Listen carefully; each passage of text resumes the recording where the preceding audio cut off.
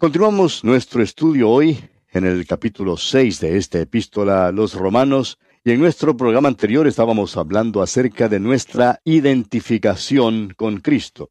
Y decíamos que somos identificados con Cristo en su muerte.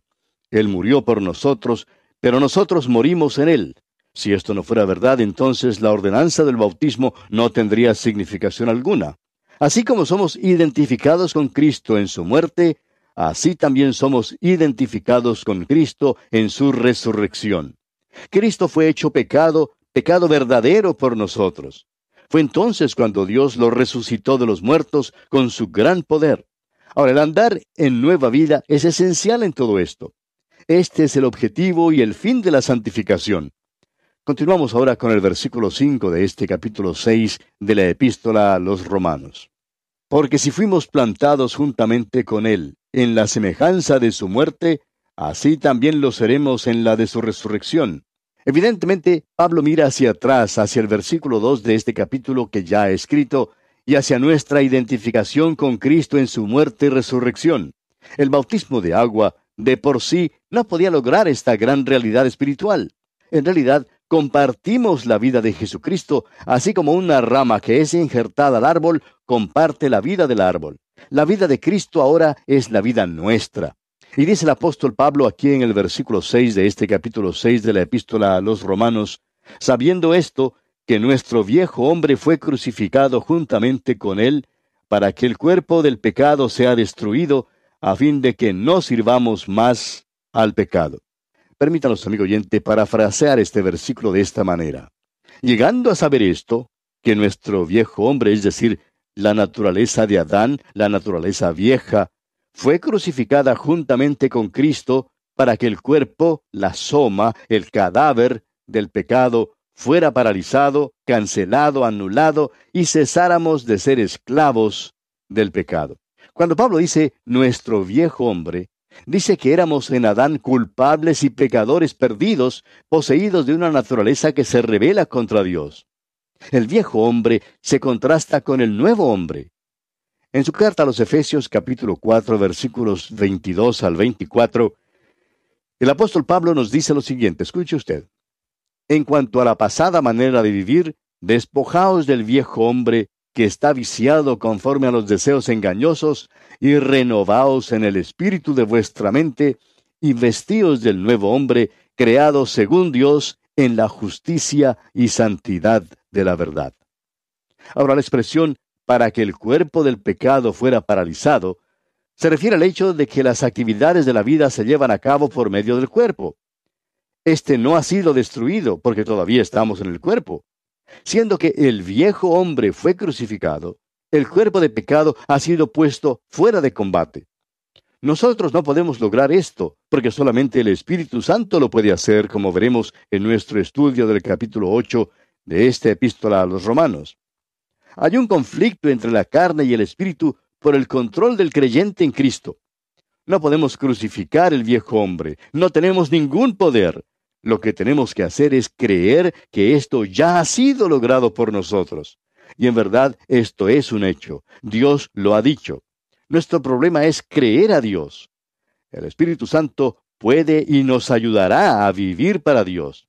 Ahora, en el versículo 7 dice el apóstol Pablo, porque el que ha muerto ha sido justificado del pecado. Porque el que ha muerto ha sido justificado o absuelto del pecado, dice aquí. Cristo no solamente murió para pagar la pena de nuestros pecados, como lo vimos en el estudio del capítulo 3 de esta epístola, sino que también murió una muerte de juicio por nuestra naturaleza pecaminosa. Hay una diferencia, por tanto, entre el ser justificado de la pena de los pecados y el ser justificado del pecado. Y a menos que esto fuera cierto, el Espíritu Santo no podría morar en el creyente ni obrar allí, como lo veremos en nuestro estudio del capítulo 8 de esta epístola a los Romanos. Él es santo y nosotros impíos. Nosotros morimos en Cristo cuando Él murió. No estamos muertos porque la naturaleza de Adán todavía está muy viva en el creyente. Aún parece que está más activa que en el inconverso. El creyente es consciente del pecado en su vida y de su debilidad. pero debe ser consciente de que ha sido justificado del pecado mismo y que ha sido declarado digno para el cielo en Cristo. Puesto que morimos en Cristo, entonces ni la ley ni ninguna cosa más tiene una demanda sobre nosotros. No se olvide, amigo oyente, que es imposible ejecutar a un muerto. Ahora dice aquí el versículo 8 de este capítulo 6 de la epístola a los Romanos: y si morimos con Cristo, creemos que también viviremos con Él. En vista del hecho de que morimos con Cristo, sigue lógicamente que fuimos resucitados con Él. Compartimos su vida de resurrección. Ahora, esto no quiere decir que tendremos que esperar hasta que estemos con Él en el cielo. Quiere decir que ahora mismo compartimos su vida. Y en el versículo 9 dice: sabiendo que Cristo, habiendo resucitado de los muertos, ya no muere, la muerte no se enseñorea más de Él. Allá en el libro de Apocalipsis capítulo 1 versículo 18, el Señor revela este hecho. Dice: yo soy el que vivo y estuve muerto. Mas he aquí que vivo por los siglos de los siglos. Amén. Y tengo las llaves de la muerte y del Hades. Estas son las palabras de Cristo. Es un pensamiento solemne que la muerte una vez tenía cautivo al príncipe de la vida. Ahora todo ha cambiado. La muerte nunca más le tendrá cautivo. En su primera carta a los Corintios, capítulo 15, versículos 55 al 57, el apóstol Pablo nos dice: ¿dónde está, oh muerte, tu aguijón? ¿Dónde, oh sepulcro, tu victoria? Ya que el aguijón de la muerte es el pecado, y el poder del pecado, la ley. Mas gracias sean dadas a Dios, que nos da la victoria por medio de nuestro Señor Jesucristo. Y allá en el capítulo 8 de esta misma epístola a los Romanos, versículo 39, nos dice que nada nos puede separar del amor de Cristo. Leamos ahora el versículo 10 de este capítulo 6 de la epístola a los Romanos. Porque en cuanto murió, al pecado murió una vez por todas, mas en cuanto vive, para Dios vive. Pablo no está declarando aquí en este versículo que Cristo murió por el pecado. Ya ha tratado ese tema. Está discutiendo en esta sección el hecho de que Cristo murió al pecado. Murió una muerte de juicio por la naturaleza pecaminosa del hombre. Cristo llegó a ser en la cruz lo que nosotros somos, a fin de que nosotros pudiéramos ser en Él lo que Él es. Él murió una sola vez, pero vive hoy, y vive siempre para interceder por aquellos que son de Él. Es debido a ese hecho que Él le puede salvar perpetuamente. Ahora el versículo 11 dice: así también vosotros consideraos muertos al pecado, pero vivos para Dios en Cristo Jesús, Señor nuestro. Debemos considerar o contar con que hace más de 2000 años nuestra vieja naturaleza se quedó allá en la tumba de José de Arimatea. Pero cuando Cristo resucitó de los muertos, nosotros resucitamos en Él. Ya no debemos vivir en esa vieja naturaleza, sino en Cristo Jesús, así como el ave que vive en el aire y el pez que vive en el agua. No estamos muertos al pecado mediante el luchar, ni por el orar, ni mediante ningún esfuerzo que hagamos, ni ninguna emoción que sintamos. Debemos contar con la muerte de Cristo y con el hecho de que compartimos su vida glorificada. Debemos continuar contando con este hecho día tras día. La moralidad natural del mundo enseña al hombre a esforzarse para hacer lo que debe ser. El método de Dios para el creyente, en cambio, es de llegar a ser en la práctica lo que ya es en Cristo Jesús. Veamos ahora el versículo 12 de este capítulo 6 de esta epístola a los Romanos. No reine, pues, el pecado en vuestro cuerpo mortal, de modo que lo obedezcáis en sus concupiscencias.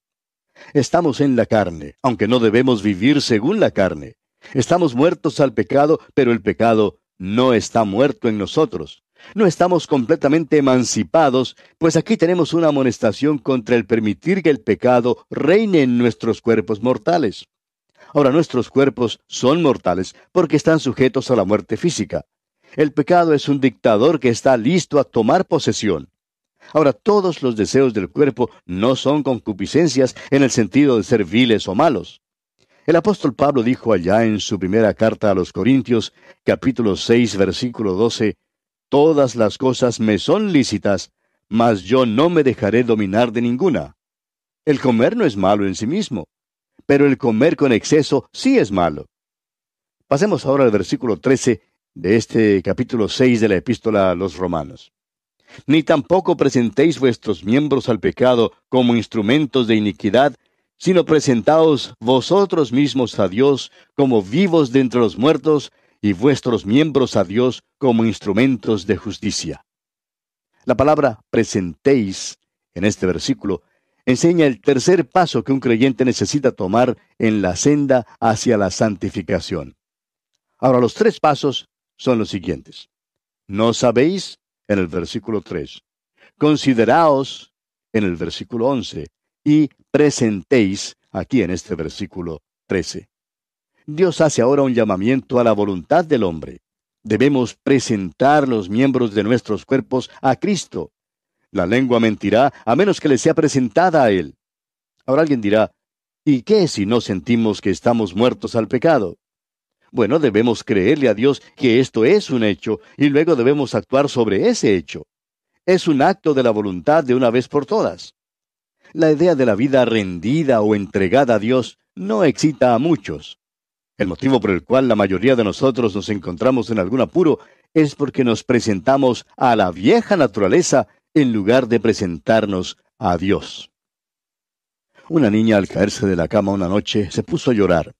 Su madre corrió con prisa a la habitación y tomándola en sus brazos, la acostó nuevamente en la cama y le preguntó, ¿cómo es que te caíste de tu cama? La niña respondió, creo que me quedé dormida demasiado cerca al lugar donde me acosté primero. Y amigo oyente, ese parece ser el problema nuestro hoy en día. En lugar de avanzar en el camino a la santidad, nos contentamos en quedarnos muy cerca a nuestra condición cuando creímos. En realidad, nos presentamos a la naturaleza vieja y por eso nos hallamos en dificultades. Así como una vez nos presentábamos al pecado, ahora debemos presentarnos a Dios. Cuando somos renacidos, tenemos una naturaleza nueva y una vieja también. Sea cual fuere su problema, amigo oyente, presénteselo a Dios. Llévele a Él su mal genio y hable con Él en cuanto a eso. Llévele a Él su lengua chismosa.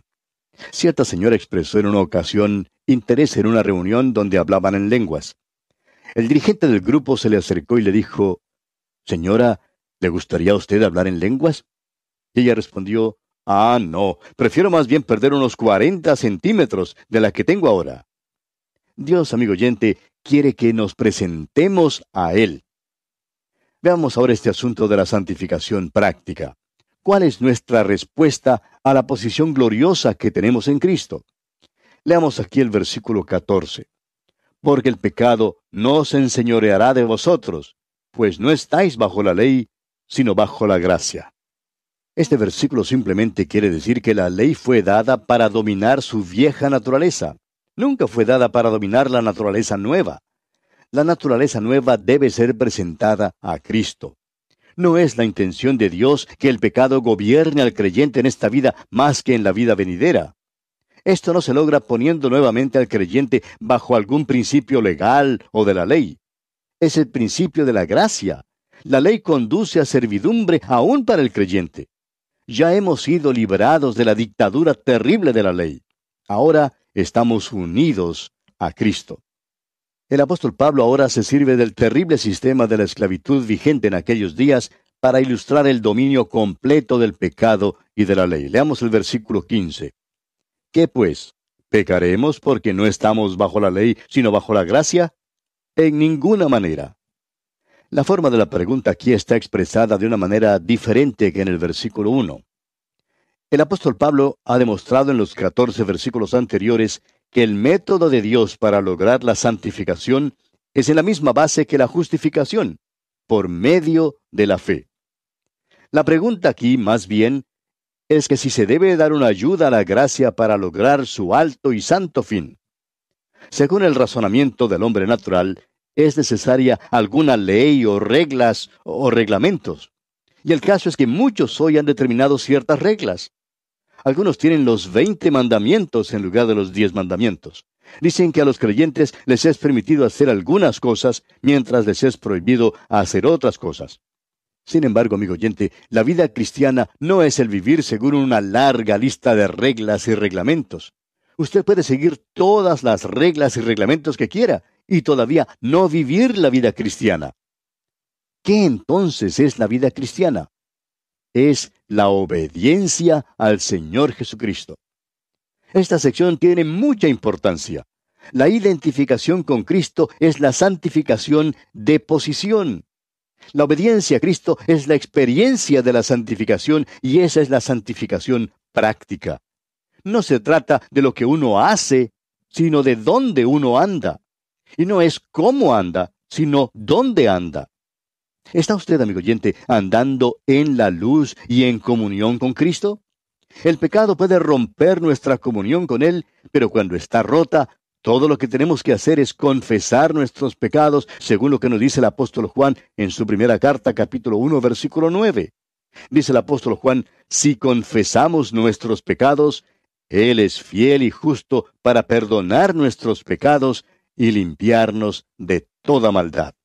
Lo importante de recordar es que los cristianos tienen que obedecer al Señor Jesús y tener comunión con Él. Un elocuente erudito de la Biblia dijo en cierta ocasión, hay un veneno sutil que se insinúa al corazón, aún del mejor cristiano, y es la tentación de decir, no voy a pecar para que la gracia abunde, sino porque el pecado abunda. Muchos cristianos tienen la idea de que porque son salvos por la gracia, pueden hacer lo que les dé la gana. Y amigo oyente, si usted ha sido salvado por la gracia, no puede hacer lo que quiere. Y veremos eso cuando estudiemos el capítulo 8 de esta epístola a los Romanos. Pablo deja en claro en su epístola a los Gálatas que hay 3 maneras en que un cristiano puede vivir y son los siguientes. Primero, por la ley. Segundo, por libertinaje. Y tercero, por libertad. Todo el mundo tiene algún principio por el cual vive.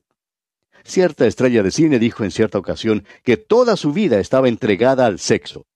Esa era su ley. No importa quién sea usted, amigo oyente, si usted vive por alguna ley, está viviendo con su naturaleza vieja.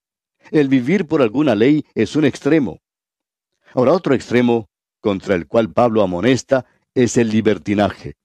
Si usted es hijo de Dios, amigo oyente, no puede hacer lo que le venga en gana, sino que tiene que hacer lo que le agrada al Señor. Debe presentarse a Él y serle obediente. Esta es una manera práctica de vivir la vida cristiana. Y en el versículo 16 de este capítulo 6 de la epístola a los Romanos, escribe Pablo, ¿no sabéis que si os sometéis a alguien como esclavos para obedecerle, sois esclavos de aquel a quien obedecéis, sea del pecado para muerte, o sea de la obediencia para justicia? Este versículo es verdadero y muy práctico. En realidad, hay solamente 2 señores a los cuales obedecer. Uno es la muerte y el otro es la justicia. Toda persona es esclavo de uno de los 2.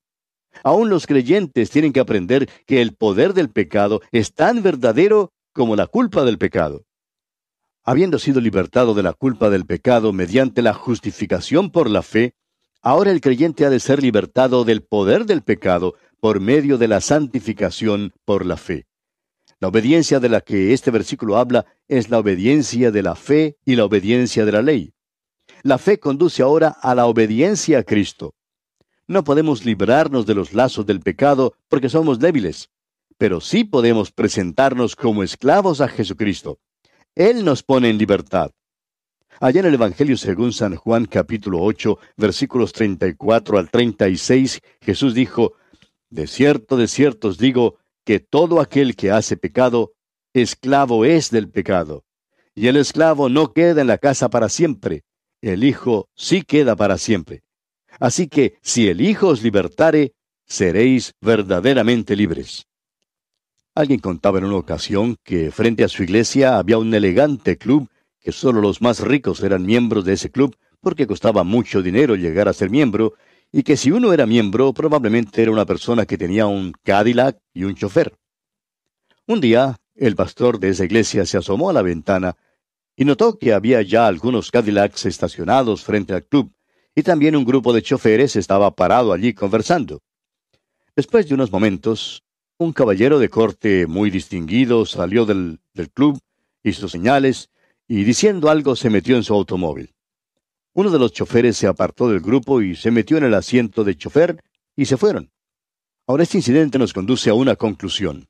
Aquel chofer era siervo del caballero que lo llamó. Es obvio que los otros choferes no eran empleados del caballero porque cuando él llamó, ellos no le obedecieron. Él era amo, o como diríamos hoy, era patrón sobre el hombre que le obedeció.